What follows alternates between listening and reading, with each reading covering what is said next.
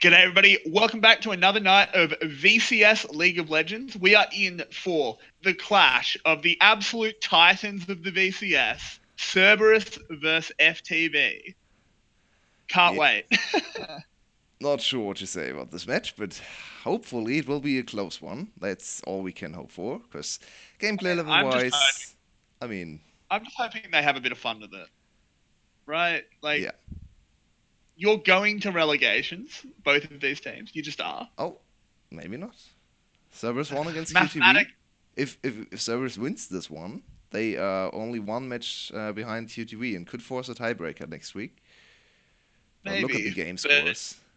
realistically, I don't think that's going to happen. Yeah, Mathematically, sure, but I mean, like, if I was, especially if you're on FTV, just try things. I mean they do, If it right? doesn't work, do they? In terms of picks, they try players. Do they Yeah, they try play anything? tries. Yeah, they Draft? play tries. Oh, look at the great graphic again. Kuroko is listed as a jungler, Meokon is listed as a mid laner. That's wrong. FTV, They just please. don't want to remake the graphic. They just don't want to fix it. Yeah, it's too much effort to just swap the names. I mean, fair enough. You got to pay your graphic designer, right? So, Yeah, why so bother? once again, Meokon is playing jungle. Kuroko is probably playing mid lane, maybe top lane. We don't really know with him.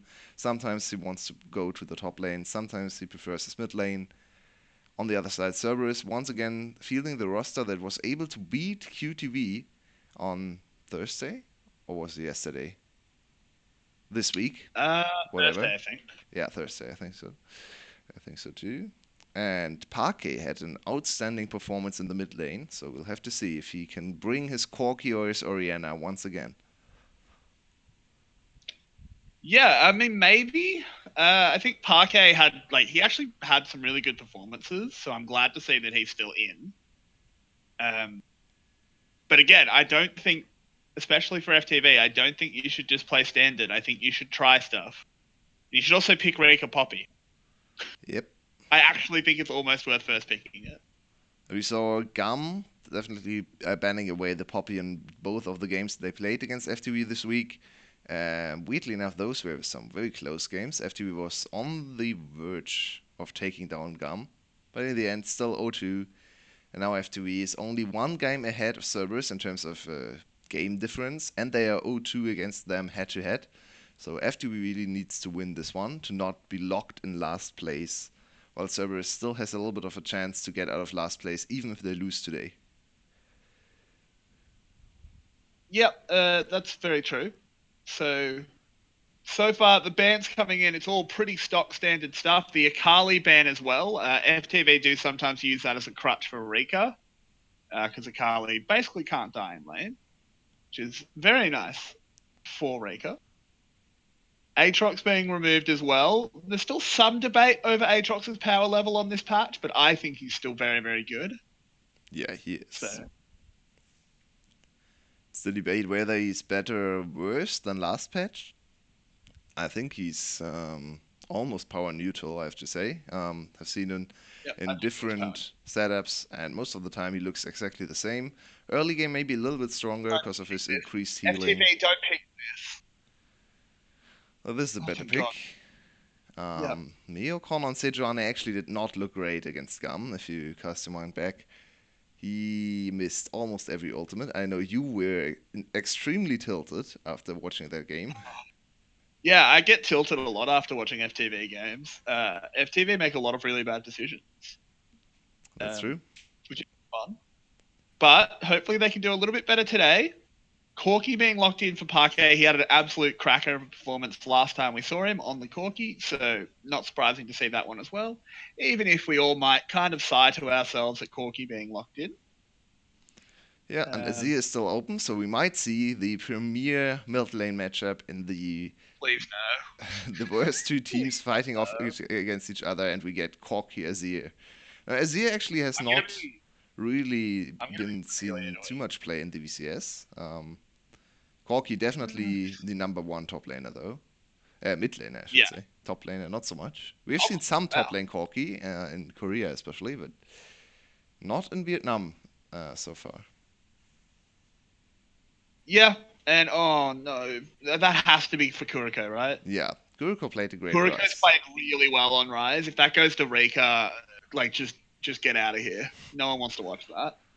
Um, I really hope they don't pick the Jace that they hovered because this is Rika. Just pick Poppy. It's Yeah, Poppy is open. open. Teams are banning it against you. You are good at the champion. Pick it. Yeah, prioritizing Police's pick is not bad either. We gave Police the first ever losing team MVP. Of course, Yep. he had an absolute standout performance against Gum. Double-digit kills, only one death or something like that. So I'm Doesn't fine with them prioritizing the pick for Police, one of the strongest ADCs still available in Zaya. If they ban out the Caitlyn, he should win lane as they well. don't Okay, if they don't pick Poppy, if Poppy is still open after this second ban phase and they don't pick it, FTV deserve to Yep. get relegated. I mean, And that it's was a banned. very Like, obvious God, Poppy ban, they right? get they get saved from making the. They should have picked it though. I agree. It's like Rika is not a good top laner except when he's on Poppy, and you just go, yeah, we're gonna pick up Rise, who there's been almost no priority on out of most teams. Just you have the opportunity to not play a 4v5 and instead you say, no, mate, just pull your internet out. We don't need you. Yeah, It, to underscore what my that, co-caster is what, just what are the coaches very doing? emotionally proposing. FTV's win rate, obviously, is sitting, or their game score is 7 and 19. So I don't want to do the math, but it's something like 25, 26% win rate. And Poppy win rate for Rika is 75%, 3 out of 4 games. So as you can see, a little bit of a discrepancy. Whenever they get Poppy, they are the favorites to win the game. Yep. And for some reason, they refuse to pick up the Poppy in first round, which I really don't understand. Because even without the Camille coming in, Corky and J4 are already two champs that struggle heavily You against also, Poppy. you also stop the Camille pick, Yeah. right? Because you can't pick Camille into Poppy. And Like, by the way, Camille is what? Rika's most played champion, Poppy second most played champ. So now both are gone for him, and he might have to go back to Akali's band. Ryze is picked away. Rumble and Irelia is next. Oh, you're going Jace. Like, Rumble, you're fine at Rumble as well. Ooh, Jax would be Jax? interesting.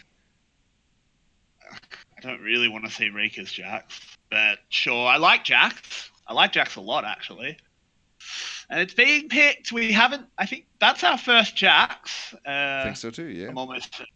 I'm almost certain. But We had a lot of I mean, Jax hovers yesterday with Kaido coming in. He apparently is a Jax one trick or a Jax main at least.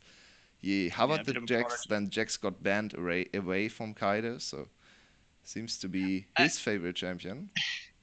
I mean, there's a lot to talk about with Jax. I think he's actually a really cool champion, but in this situation, I think he's just gonna be a guy with a shitty light. This is like Rika's Jax. I'm scared. Yeah, but I think overall, looking at both team compositions, considering we're playing 7th against 8th at the moment here, very good team comps. I like both. There's Sorry, something going on. sorry, my sound just cut out. You there? Hello? Yeah, no problem. You're back. Sorry Oh, about there that. was just a little bit of noise coming from your side. Should... Yeah, I'm not sure what that was. I think my computer just decided to play a random file. Yeah, Uh, that's fine. That's fine. anyway, sorry about that. Look at the fan vote. Very, very close. A little bit in favor of FTV, and we heard every day is on their side. Only just though. I agree with this fan vote. Yeah, I think yeah, FTV. I mean, FTV a little bit, just a little. I don't think you can really call who's gonna win this. No, it's very hard. I agree. It's very hard. I think right now I might lean slightly towards Cerberus because they come off a win against QG. Parke looked very good. LL has been becoming better and better as a top laner. So he should be able to dominate Rika in the top lane. Camille against Jax matchup is a very intriguing one, but Camille should have the early priority in lane. So yeah, I expect Cerberus to have a great start in this first game. No lane is really hard losing for them. Let's see what they can bring. Yeah. We'll have to say I would like to focus. I think the top lane's going to end up being the most interesting thing to watch because I think mid lane is just going to be a farm fest, as most Corki matchups are. Yeah. Bot lane is just going to be Cerberus losing it and trying to play to a Sivir win condition later on. The Jax Camille matchup is an interesting one. It comes down to execution. I think Jax should win trades. Camille's trades early on should be easier to execute, though. Well, it's not that hard to press E. I mean, that's true, but Camille can still get the initiative with the hook shot, right? Hook shot trades are very hard to counter because you get the adaptive shield and then can follow up with a Q reset. Maybe you prep the second part of Q as well. The Q reset doesn't do anything because you're Jax. You just press E. If he's able to press E preemptively, but if he's stunned, he can't press E, right? True, but I mean, Hookshot's got a pretty long animation. We'll have to see how it goes. Yeah. I do agree with you. It comes down to execution. Yeah, usually Camille wins bruiser matchups early on. I don't think there's a lot of bruisers who beat Camille in early trades. Yeah, I think Jax, again, I haven't really seen this matchup very much. We don't see a lot of Jax. I think Jax might be one of the only ones that can, purely because he has the E. Yeah. Camille is very auto attack based, that's true. Exactly. So, dodging out the second half of the Q, that sort of thing can be really, really strong. But we'll have to see. And this is how bot lane's going to go. I hope Ron's having fun. And Rika just used his head. I mean, he opted into this matchup, Braum and Yuumi. I really don't. I don't think he'll have a whole lot of fun in lane, because that's an absolutely horrible matchup. Yuumi has a free time to harass with auto, with Q. She can do whatever she wants. Braum has 0 kill pressure on her. He can't interrupt her dash back either, so... Yeah, this is not a great lane for Cerberus aside. And wow, Pot, why are you there? What? What are you doing, and how are you getting away? Yeah, I'm... In that situation, I think Yuumi should have detached herself and tried to harass with auto attacks. Try to get the EQ from him anyway, and then not be caught in the CC together with...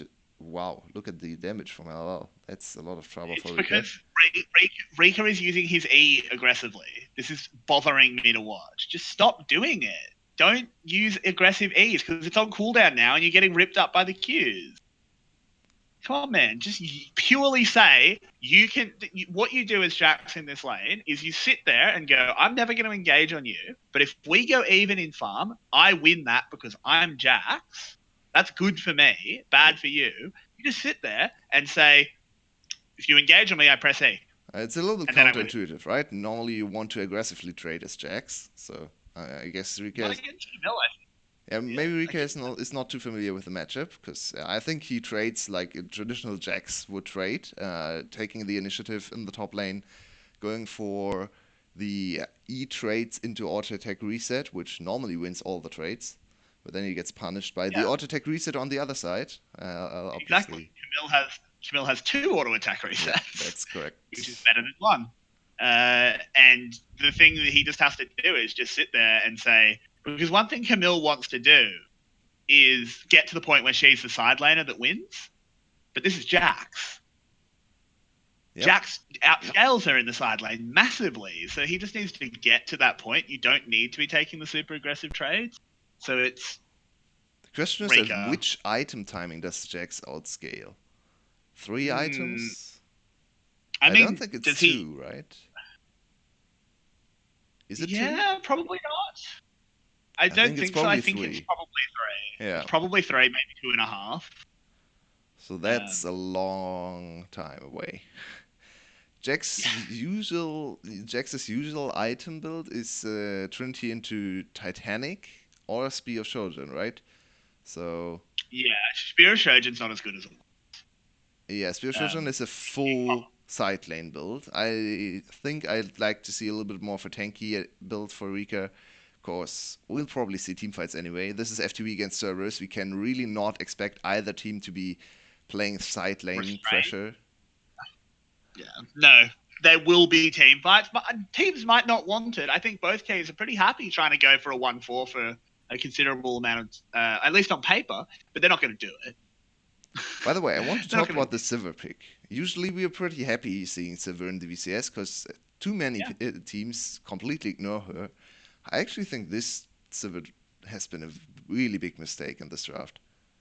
Sivir Yeah, against Ryze is a horrible late game teamfight matchup.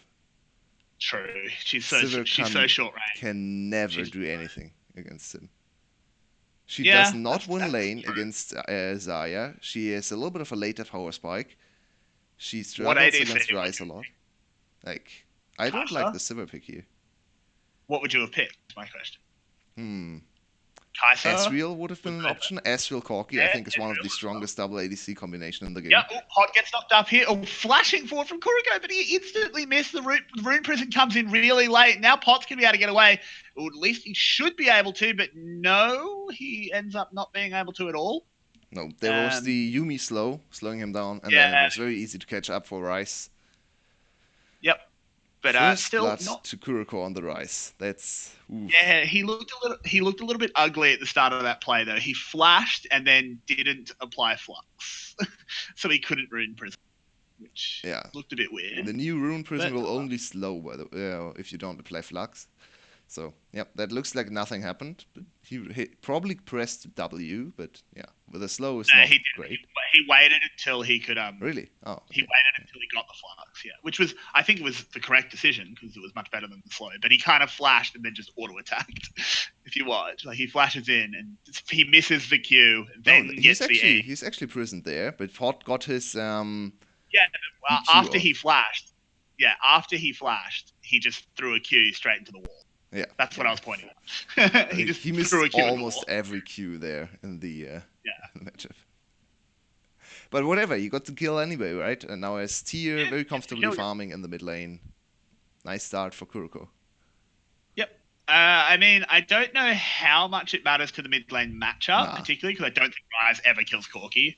I also don't think Corki ever really kills Ryze. So. No, you're right. You're right. It's not important for the lane. But it does mean he gets towards his late game, level 16, 3 items much faster. I mean, If this goes to a late game, this is going to be a bloodbath. Look at the teams. Yeah, but I still think the scaling advantage this time is heavily in favor of FTV, just because of the particular champions. There are many good late game champs on both sides, but I think the late game champs on FTV side counter the late game champs on Cerberus' side. As Sivir can't teamfight against Ryze, so what is she doing then? Jax outscales in side lane against Camille, so that's a winning side lane for FTV. I mean, Parke is still strong on Corki, but his damage is not as high as late game Ryze's. So yeah, it is a little bit safer than late game Ryze's, which is worth pointing out. That's very true. But I do overall completely agree with your assessment that despite the fact there's good late game scaling on both sides, it is much easier to execute based on the team comps. Like I think Zeldris is really going to struggle to have an impact in late game team fights. And so yeah, this is what was talking about. The hookshot trade went really badly. Rika, if he thought he was going to lose that, he had so much time to just leave. Yeah, but how did the E not hit? That was weird. It was a bit weird. The Jax animation it's a bit wonky. You've watched a lot of Hanshin, you said yesterday, right? So you're in Jax. No, I have not watched a lot of Hanshin. I've watched a lot of clips on YouTube of Hanshin being very angry. I mean, that's basically the essence of watching Hanshin. That's basically Hanshin's dream, but I get to skip all of him claiming to be good at the game because I don't like being lied to. And Ron OP doesn't like what just happened because he instantly died. My God, this bot lane matchup is... It's horrible. Yeah, it's horrible. And both picks are not good. Like, okay, Braum is a good pick into Ryze. He can block the flux spreading, I think. Yeah. Actually, not too sure on the interaction there, but he should be able to block the projectile, so it should be able to. At least the initial A. We have to observe if he in fact is able to block the E spread, because I'm not too sure. He should be able I to. don't I don't know if he'll be able to stop it spreading, but he should be able to stop it if he's between Rise and the first target. But I mean, the spread is the important part for me. E is not for damage Well, anymore. Can he I know, block the I know. Q No, spread? as in no, sorry. What I should clarify, I mean, if I think the way it'll play out is if Rise's shield is between Rise. Oh, sorry. Let's just look at this first. Ron OP has to flash away, but gets back to Parquet. They should be fine. I think the way it'll work, as I was saying, is that if Braum's shield is between Rise and the E target, Yeah. the E will do nothing. Nothing. But I think it'll hit Braum, but not. Like, it'll just hit the shield, Okay. right? Yeah. It'll just like be pinged off. But if Braum is between, so if the team fight is laid out, Rise Eing someone, and Braum is between the person being E'd and the rest of the team, it will still spread. If you know what I mean. I think that's how it'll work, but I'm not Yeah, we 100% have sure. to observe what happens between the two champions, because if he's able to block the initial spread and even the Q spread, then Braum is actually a very good champion to Rise. I've not seen this Yeah, Braum into new Rise matchup at all. I think he should always be able to stop the Q spread. Because Q And spread's that's projectile. super important. That's Yeah. 2 seconds of no damage from Rise. So that's actually enough time for Zeldris to maybe deal his damage, get a few ricochets off. So that might Oh, actually be I able to mean, turn I around the team I fights for think it'll Cerberus. only work. I think it'll only work on the first one. But like, Yeah, you know how Braum has like his shield has two states. yeah. I think only the first one will stop anything. We'll have to see. Kuriko We'll have to see. has to flash away. Yep, I mean, we'll have to see. The teleports are here. Pot's Ooh, in a lot of trouble, but Kuriko will be the first one going down. They've chosen the wrong target there. They could have chased a Jarvan or a Corki, and they went after the Corki, who that was was really able to nicely done by Valkyrie Parquet, away. using his little Yeah, window he had to execute the Rise and then gliding away with his Valkyrie, and yep, now giving up even more platings in the top lane, the one matchup you really don't want to lose for FTV. Look at the CS, Rika has fallen behind. yep, Ooh, this is not yeah. great. Yeah, it's Rika, right? Rika doesn't win lane unless he's on Poppy, and having to TP out was pretty disastrous. And this Jax from behind is pretty sad. Not gonna lie. He's gonna take a long time to outscale. Yeah, he will be second to Trinity, and he can't even take trades if it's Trinity against no Trinity. So he has to be careful. They need to accelerate him a little bit. Oh, Ron doesn't have Flash. Yep, but That was he a does have really big Yulwei. mistake from Ron there. He's very lucky that he got out of there. But if you're familiar with the Zaya Braum matchup, Braum needs to shield Zaya feathers to the backside, so no damage will come through with the blade caller, the Zaya E. He shielded his Yep. front side and almost got caught. So big mistake from Ron OP in the end. Did not really matter, but dangerous. Still, it's a display that maybe the mechanics aren't fully there, because that is very team fight relevant as well. If Zaya tries to use her ult aggressively, um, I mean, you can just eat the feathers from the ult, but if you don't do that, flicking it behind you and protecting the team from the blade call is pretty important. Yep. But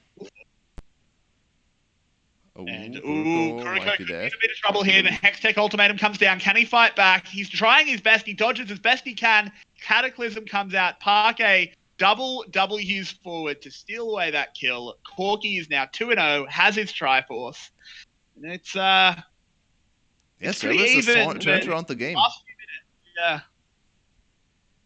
Very nice plays around the mid lane, exploiting the very immobile Rise. Even though he has the mobility rune choice, obviously against something like Cataclysm and even the Hextech Ultimatum, that's not really helpful. So another kill going over to Parquet. They set up their substitute mid laner to carry once again on the Corki at 2 very good games against QG. Yeah, he had some really, really good performances. I'm pretty sure we gave him MVP in at least one of those games, I'm sure. Yeah, he Uh, got one MVP he for had us. Yeah, he was like 8-1 or something. This bot lane is going so badly. Ron is forced into the stopwatch. Zeldra's taking so much damage as well. The ult comes out. Police, I'm not sure he quite had to ult there, but in the end, it's a trade.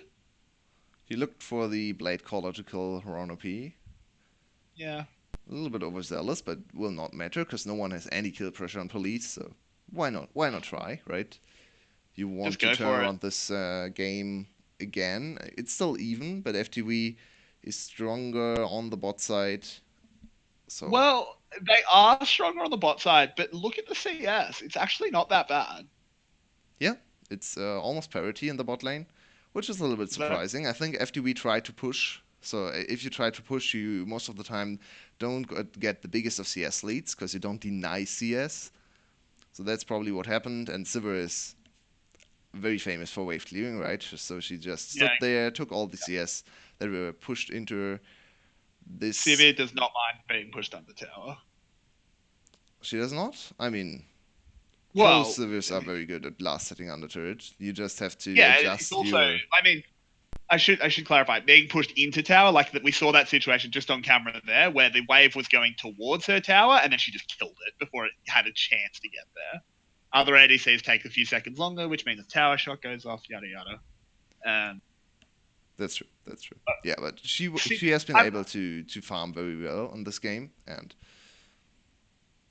yeah, maybe a little bit of a laning mistake coming in from FTV's bot lane. They could have tried to set her behind in comparison to Police. Instead, they tried to accelerate Police and did not really think about Zeldris too much. Which, looking at the team compositions, I think is a fair assessment because, as we already alluded to, Zeldris will struggle to deal teamfight damage against Ryze. So Ryze is already hitting for 500. Just putting that out there. Yeah. I mean, in the light of that, I think it's okay to give over CS to the Sivir. Normally, you would try to deny her, but maybe it's better to just hard force an advantage for Police and disregard DCS from the Sivir. Yep, I think that's a very good point. And how I wish we could have the stream unmuted so we could have the best sound in the game, Clonk. which is Jack sitting in Clonk. Yep. Clonk, clonk, clonk, clonk, clonk. But he does not use the best skin, which is obviously the World Championship skin, where you get to clonk the turret with the trophy. So, yeah, that's true. That is a very good. Kuriko gets engaged on, but does flash out well. Yuumi ult turning it around. B will pick up that kill, and the Myokon's ult comes out as well. A little bit overzealous, but oh well, he went fishing. Speaking of fishing, I still think Fisherman Jax is the best skin because he has a fishing rod. It's hilarious. I mean, this Jax is not fair. He has a real weapon. He has a real weapon. Yeah. That's not okay. I don't think that's supposed to happen. Exactly. Speaking of which, Jax was a champion that received one of the biggest lore nerfs ever when they changed the lore. Oh, really? What happened to him? So the reason originally that Jax didn't use a weapon, like imagine if I had a real weapon, was because when he applied to the League of Legends, he was too strong. When he applied, they were literally like, if we let him fight as he does. And speaking of which, here comes Rika trying to catch on to Parquet. Should be able to jump. This should be a pretty easy kill. That flash was atrocious. Oh, Rika, no. He should be able to get away. Never mind. It's LL with the hook shot. Kuriko will get locked up as well. This is going to be 2 kills here for Cerberus. Oh, no. Oh, no. Rika just killed his mid laner as well. Gave himself away, and then, another kill over. Yeah, but obviously Rika showing why Jax got a lore nerf. He's playing new lore Jax. But yeah, no. It was like in his judgment, they were like, okay, yeah, you're good enough to get let in, and then they let him in, and he won like 500 bouts in a row, and they were like, it is pointless to have this organization with him in it, so they made him not use his weapon.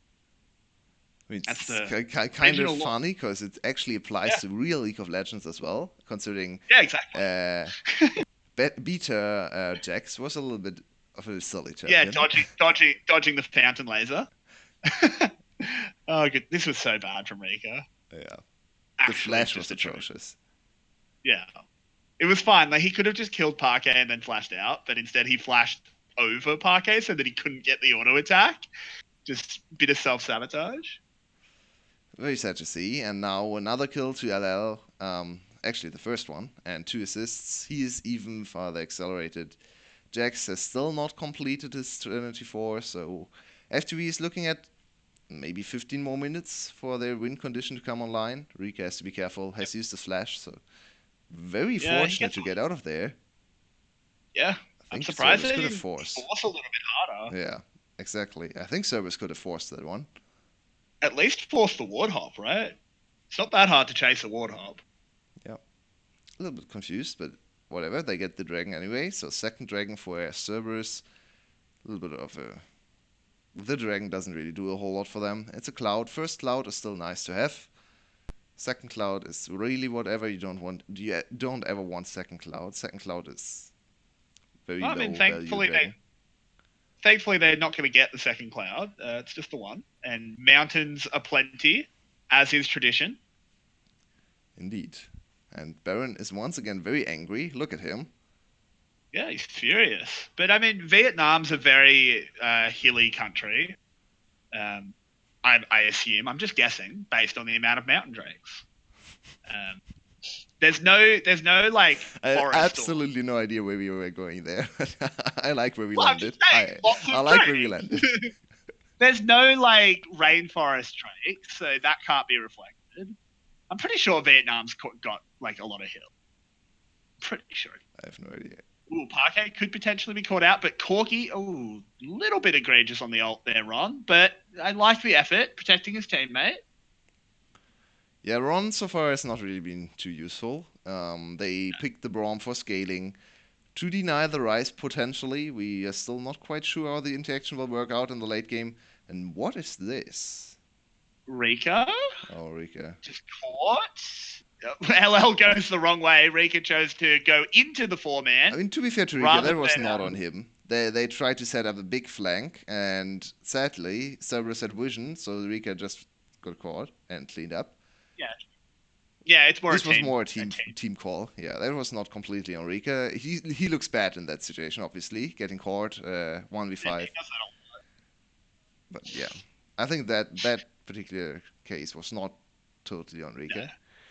No, it wasn't. That was sort of whoever's making the calls sort of sent him to fry there, because if you want to make a flank like that, you do actually have to have vision control.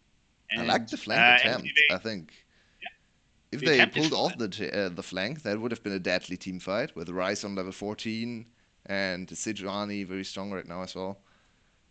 Yeah, I mean, Jax does finally have some semblance of item parity with the Camille. In fact, he has pretty much complete item parity. I assume until we see LL hit the base, but at that moment he had it, which is right now, and now he's a gauge down. Yeah, look at the gold difference. 1,200 gold difference in the top lane. The worst possible spot on the map to have a gold difference, trailing in gold, I should say, for FTV. Yep. I mean, but FTV does have a similar advantage in the bot lane. Just unfortunately for them, it's not as impactful.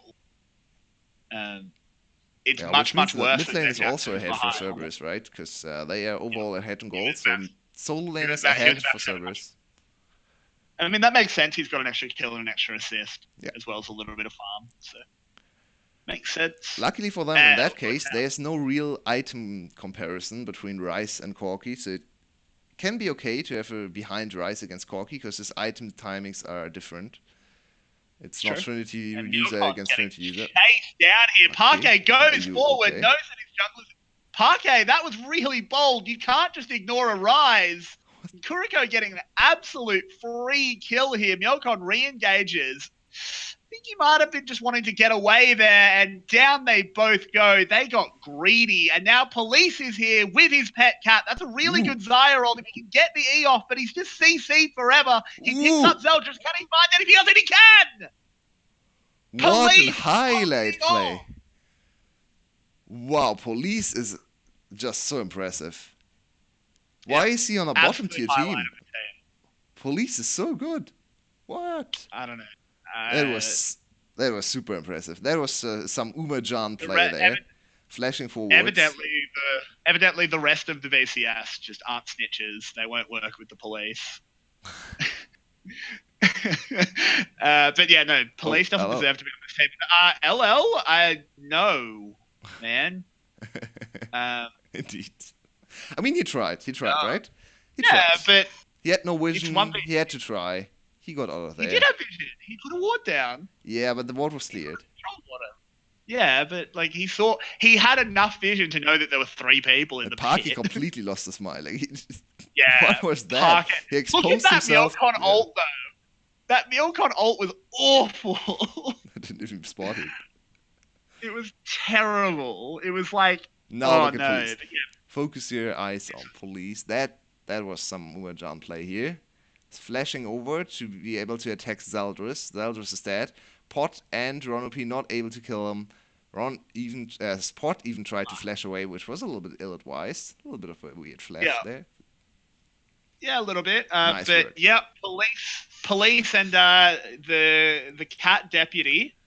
Uh, Man, that'd be a really good duo skin if they brought out. Like, That sounds you could like an have enemy setup, I have to say. Yeah. No, they should that'd be really cool. They could bring out like a duo skin where they give Officer Caitlin a visual update and then give Yumi a skin where she's a pig.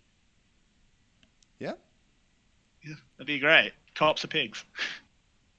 That'd be a great duo. Yumi Caitlin, that sounds like a really annoying lane to go up against. Like, what? That's not my political views. People call cops pigs. It's a thing. Oh man. What would you I do can't. if the player police plays Caitlyn? I mean, it'd be hilarious, right? Like at that point, you'd hope he'd use the officer skin, right? Because Would at be least great, yeah.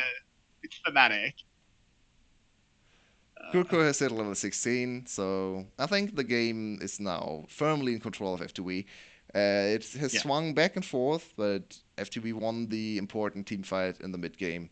Now Police is very, very strong. Kurko is level 16, so he's very strong as well, even though he's a little bit behind if you look at the score. yeah, but the thing with Rise is his levels are almost more important than his items. Yep. It's a little bit Level like 16 is Kale such before a the huge nerfs came in. Whenever Kale hit level 16, it didn't really matter what item she had. The level scaled Yep. way more. Have you seen the new KO changes on PvE? Look Do you reckon we very might see pro interesting. play? I'm. Might come back to pro play. Maybe. You It's think definitely so? a big one.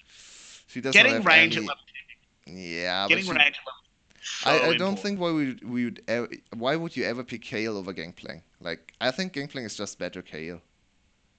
Gangplank can carry Cal can carry a little bit better, but But she has no I do agree with that. utility, no CC. No utility. What about her ult?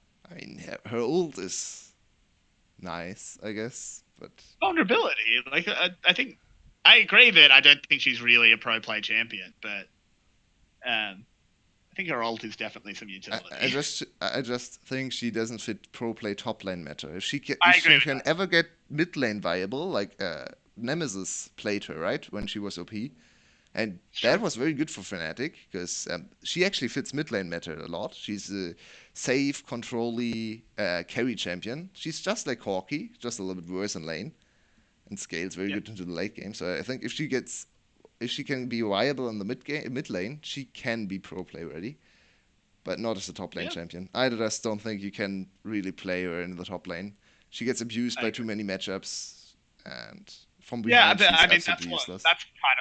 that's kind of what these changes will help because she won't get abused quite as long because level That's 6 she gets true. range instead of level 11. I agree with you. I don't think in her current state, Yeah, even I with think the if range of you level 6, she can't go top.